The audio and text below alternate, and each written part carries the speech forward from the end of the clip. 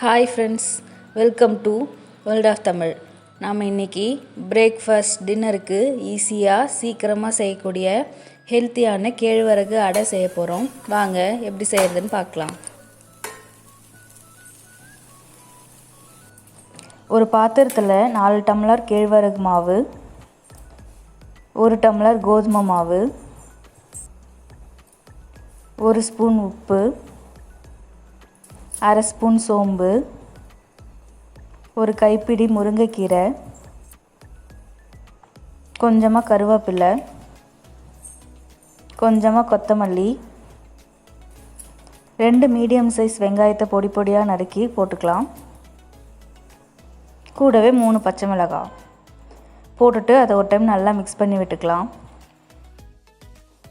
நம்ம சேர்த்த பொருளெல்லாம் ஒரு டைம் நல்லா கலந்து விட்டுட்டு கொஞ்சம் கொஞ்சமாக தண்ணி சேர்த்து பிசைஞ்சிக்கலாம்.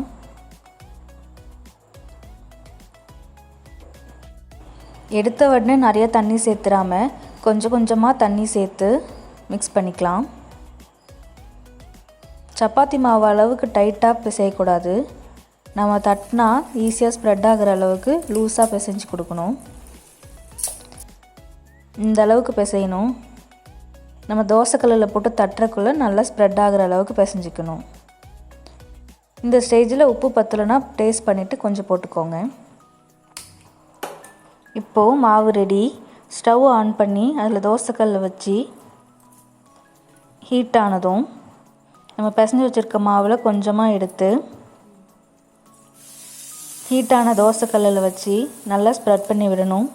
தண்ணி தொட்டு ஸ்ப்ரெட் பண்ணால் ஈஸியாக ஸ்ப்ரெட் ஆகும். நம்மளால் எந்த அளவுக்கு மெலிசாக ஸ்ப்ரெட் பண்ண முடியுமோ அந்த அளவுக்கு ஸ்ப்ரெட் பண்ணிக்கலாம்.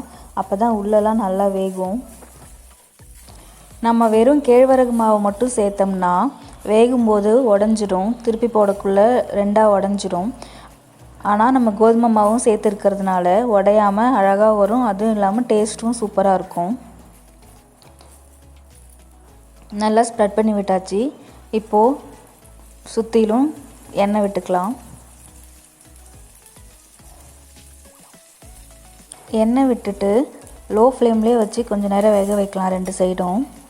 ஒரு சைடு வெந்ததும் திருப்பி போட்டுக்கிட்டு அதையும் லோ ஃப்ளேம்லேயே வச்சு நல்லா வெந்ததும் ஆஃப் பண்ண போகிற சமயத்தில் கொஞ்சம் நேரம் 2 சைடும் ஹை ஃப்ளேமில் வச்சு வேக விட்டால் வெளியே நல்லா மொறுமொறுன்னும் உள்ளே நல்லா சாஃப்டாக கீரை வெங்காயம் எல்லாம் வெந்து சூப்பராக டேஸ்ட்டாக இருக்கும்.